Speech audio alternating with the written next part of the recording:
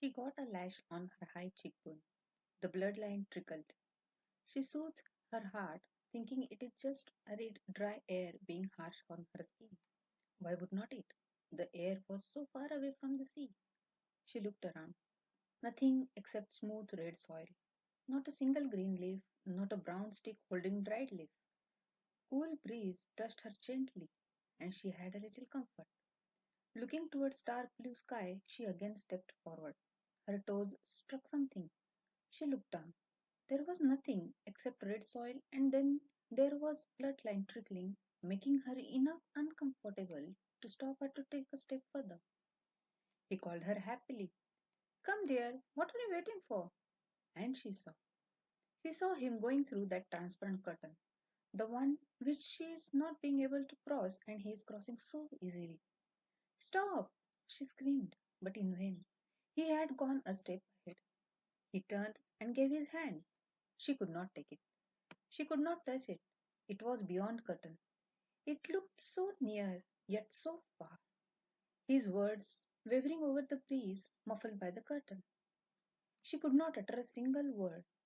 She hoped that he is able to see her clearly at the least. The curtain was seemingly infinite, and there was no time to find an end to it.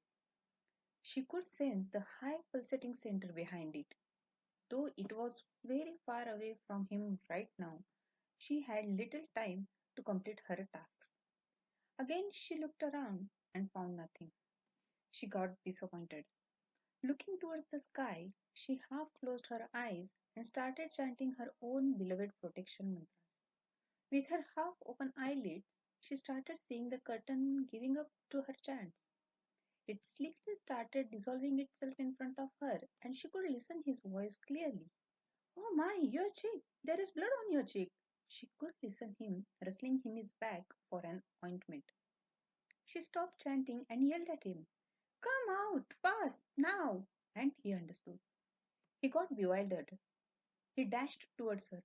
He had broken his promise not to overstep her any time. But after coming here, so away from people and the world, he had started feeling magically lighter and happier, and he had forgotten that simple promise.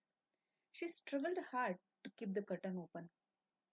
It had started closing in front of her eyes.